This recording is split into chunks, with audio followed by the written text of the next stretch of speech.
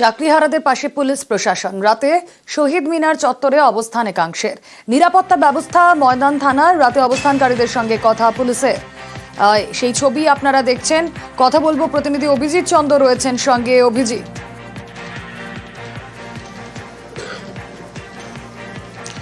রুমেলা, আজকে সকাল থেকেই বলা যেতে পারে গতকাল থেকেই বিভিন্ন দূর দূরান্ত থেকে যে শিক্ষক শিক্ষিকারা তারা এই শহীদ মিনার চত্বরে তারা ছিলেন এবং রাতে তারা অনেকেই শহীদ মিনার চত্বরে ছিলেন এবং আজকে মুখ্যমন্ত্রী মমতা বন্দ্যোপাধ্যায়ের সঙ্গে নেতাজি ইনডোর স্টেডিয়ামে যে সভা হয়, সেই যে মত বিনিময়ের সভা, সেখানেও তারা উপস্থিত ছিলেন এবং অনেকেরই বাড়ি দূরবর্তী এলাকায়। এবং একই সঙ্গে আন্দোলনের পরবর্তী কর্মসূচি ঠিক করার জন্য বেশ কয়েকজন শিক্ষক শিক্ষিকা তারা শহীদ মিনার চত্বরে তারা রয়ে যাচ্ছেন এবং রাতে বেশ কয়েকজন শিক্ষক শিক্ষিকা তারা রয়ে যাচ্ছেন এবং সেই কারণেই ময়দান থানার পুলিশ কর্মীরা এখানে আসেন এবং তারা এসে এই শিক্ষক শিক্ষিকাদের সঙ্গে কথা বলেন যাতে তাদের কোনো রকম সমস্যা না হয়। শৌচালয় ব্যবহার করা থেকে শুরু করে রাতের খাবার, এমনকি সর্বোপরি নিরাপত্তা।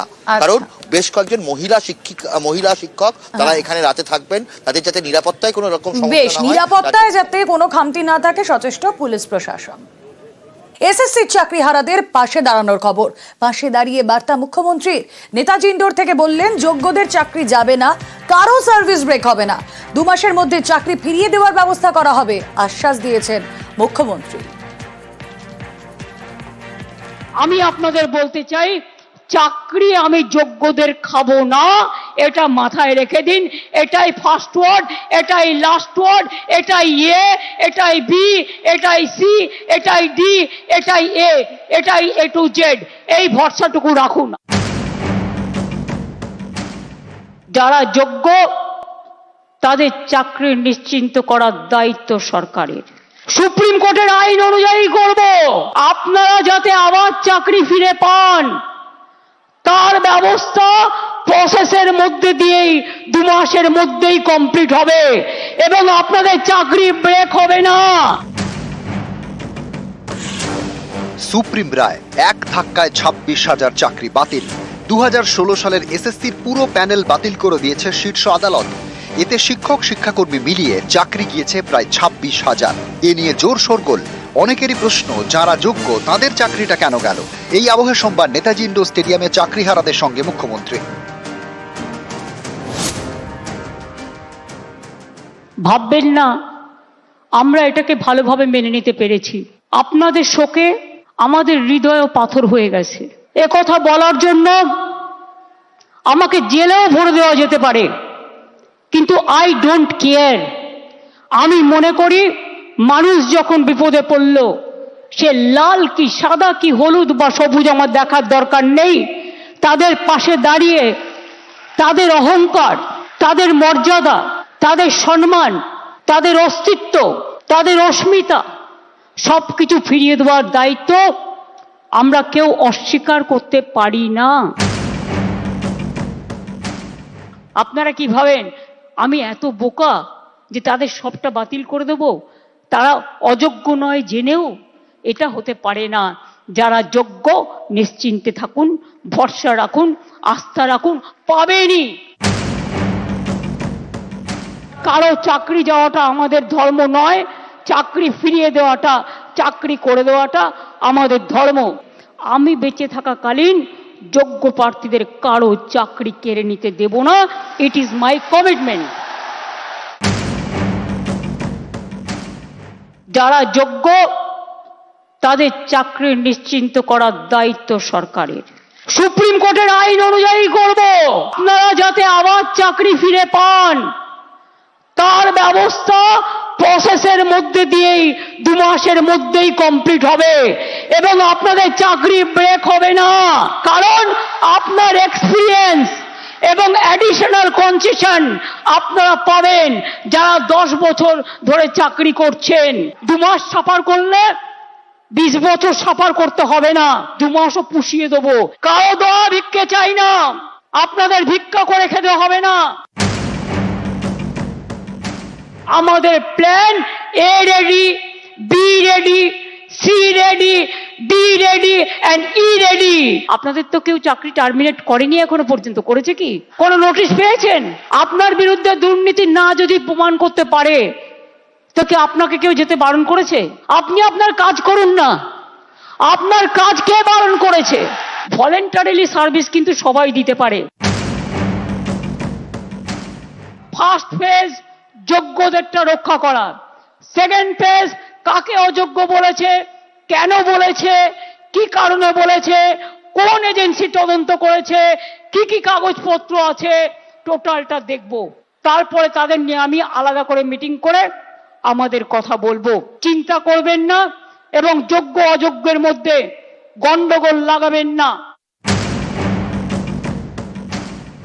যোগ্য শিক্ষাকর্মীও যারা আছেন তাদেরও আমি আলাদা করে দেখছি না, আপনারা আপনাদের কাজ করবেন। আর যোগ্য আর অযোগ্যদের লিস্টটা আমরা সুপ্রিম কোর্টের কাছে চাইব। আমি চাই মানবিকতার খাতিরে সুপ্রিম কোর্ট কেসটা নিয়ে ক্ল্যারিফাই করে বলুন কারা যোগ্য কারা যোগ্য নয়। আমাদের হাতে লিস্টটা তুলে দিন, আমরা ক্লারিফিকেশন চাইব, আইনের ধারা অনুযায়ী কাজ করব। আমাদের কোর্টের অর্ডারও মানতে হবে, কোর্টে ক্লারিফিকেশনও চাইতে হবে, রিভিউ পিটিশনও করতে হবে। সোমবারই সুপ্রিম কোর্টের দ্বারস্থ পশ্চিমবঙ্গ মধ্যশিক্ষা পর্ষদ। প্রধান বিচারপতি সঞ্জীব খান্নার বেঞ্চের রায়ের মডিফিকেশন চেয়েছে পর্ষদ। তাদের আবেদন, নতুন করে নিয়োগ প্রক্রিয়া সম্পন্ন না হওয়া পর্যন্ত যোগ্যদের চাকরিতে বহাল রাখার অনুমতি দিক আদালত। যারা যোগ্য নিশ্চিন্তে থাকুন। নিউজ 18 বাংলা। আস্থা রাখুন, পাবেনই। হঠাৎ করে চাকরি বাতিল, সরকারি চাকরি হারিয়ে দিশেহারা। আর এই পরিস্থিতিতে মুখ্যমন্ত্রীর সঙ্গে এক মঞ্চে চাকরিহারারা জানালেন দাবি দাওয়া, পেলেন চাকরি ফেরত পাওয়ার আশ্বাস।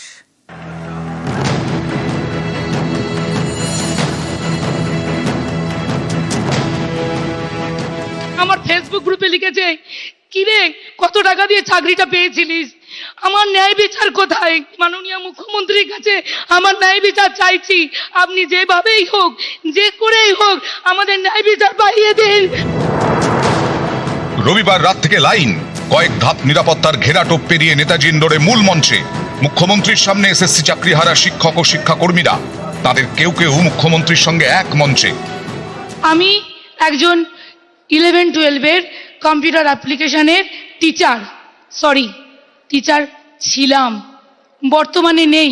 আজকে আমি বুড়ো বাবা মার দিকে তাকিয়ে থাকি, আমি তার একটি মাত্র মেয়ে। তার সমস্ত ওষুধের খরচা, তাকে দেখার খরচা সমস্ত আমার মেয়েটা যে স্কুলে পড়ছে আমি জানি না ভবিষ্যতে তাকে আর ওই স্কুলে পড়াতে পারবো কিনা। শাস্তিটা কাকে দিল? কিছু অযোগ্যের জন্য তাদের সবাইকে ফেলে দিল। আপনি যেভাবেই হোক যে করেই হোক আমাদের ন্যায় বিচার পাইয়ে দিন। আমরা কোনো দ্বিতীয় পরীক্ষায় দিতে চাই না। আমাদের এই চাকরিতে স্বমহিমায় বহাল রাখার জন্যই আমরা আবেদন করছি। আইনের দ্বারা বঞ্চিত হয়ে বলছি ওই আইন আমরা মানতে পারছি না। ওই আইনকে পুনর্বিবেচনার জন্য আমরা তো সুপ্রিম কোর্টে যাবই, রাজ্য সরকারকেও এবং আমাদের নিয়োগ অথরিটিকেও রিভিউ পিটিশনের জন্য যাওয়ার জন্য অনুরোধ করব। এসএসসি নিয়োগে কারচুপি, সুপ্রিম কোর্টের রায়ে বাতিল হয়েছে প্রায় 26,000 চাকরি। চাকরিহারা শিক্ষক শিক্ষাকর্মীদের সঙ্গে সোমবার বৈঠক করেন মুখ্যমন্ত্রী। নেতাজি ইন্ডোর স্টেডিয়ামের এই মিটিংয়ে যোগ দিতে বিভিন্ন জেলা থেকে আসেন চাকরি হারানো শিক্ষক ও শিক্ষাকর্মীরা। রবিবার রাত থেকেই তারা কলকাতায়। স্টেডিয়ামে ঢোকার জন্য তাদের পাস দেওয়া হয়। এসএসসি চাকরি বাতিলের সবচেয়ে বড় ইস্যু যোগ্য অযোগ্য বাছাই। চাকরিহারাদের মধ্যেও এ নিয়ে বিভাজন রয়েছে, যা এদিন সকালে স্পষ্ট হয় নেতাজি ইন্ডোরের কাছে। এক পক্ষ অপর পক্ষকে অযোগ্য বলে কটাক্ষ করতে থাকেন। চাকরিহারাদের দুপক্ষের মধ্যে শুরু হয় ধস্তাধস্তি। নেতাজি ইন্ডোরে ঢুকতে না পেরে পুলিশের সঙ্গেও বচসায় জড়ান কয়েকজন চাকরিহারা। টাকা দিয়ে চাকরি করেছে তারা আমাদের এটা নিয়ে গেছে, পাঁচটা চুরি করে নিয়ে গেছে। একদম সম্পূর্ণভাবে অযোগ্য। যারা চুরি করবে তারা তো অযোগ্য হবে। যারা বুক ফুলিয়ে থাকবে তারা তো এইভাবে হাতের সামনে বুক ফুলিয়ে নিয়ে যাবে। অভিযোগ, যোগ্য হয়েও অনেকে পাস পাননি, অথচ অযোগ্যরা মুখ্যমন্ত্রীর সভায় ঢুকে গেছেন। এ নিয়ে উত্তেজনা তৈরি হয়। আমাদের পাস কে দিয়েছে? পাস একাংশ অভিযোগ করছে আপনারা অযোগ্যর জন্য পাস না। কে বলছে যোগ্য? আপনি দেখান। সব ডকুমেন্টস নিয়ে ঘুরছি, কোথায় ঘুরবো, কাকে দেখাবো, কোথায় যাবো আমরা? তার ভেতরে ঢুকে পড়েছে, তারা অলরেডি জায়গা নিয়ে বসে আছে। আর আমরা হাজার যোগ্য ক্যান্ডিডেট পাশ নিয়ে রাস্তা রাস্তায় ঘুরে বেড়াচ্ছে। একে গরম, তার মধ্যে ধস্তাধস্তি, অসুস্থ হয়ে পড়েন এক চাকরিহারা শিক্ষক। তাকে হাসপাতালে নিয়ে যেতে হয়। চাকরিহারাদের তালিকায় একাধিক ক্যান্সার আক্রান্ত রয়েছেন। তারাও এদিন মুখ্যমন্ত্রীর সভায় আসেন। ইনি শিক্ষাকর্মী তপন জানা, ক্যান্সার আক্রান্ত, ঝাড়গ্রাম থেকে এসেছেন। নেতাজি ইন্ডোরে ঢোকার পাস পাননি। চাকরি হারানো নিয়ে চিন্তা, তার উপরে যোগ্য অযোগ্য নিয়ে ক্ষোভ, দিশেহারা অবস্থা। এরই মাঝে মুখ্যমন্ত্রীর সঙ্গে বৈঠক, মুখ্যমন্ত্রীর সঙ্গে এক মঞ্চে। আমার ন্যায় বিচার কোথায়? মাননীয় মুখ্যমন্ত্রীর কাছে আমার ন্যায় বিচার চাইছি। আপনি যেভাবেই হোক, যে করেই হোক, আমাদের ন্যায় বিচার পাইয়ে দিন। যারা যোগ্য তাদের চাকরি নিশ্চিন্ত করার দায়িত্ব সরকারের।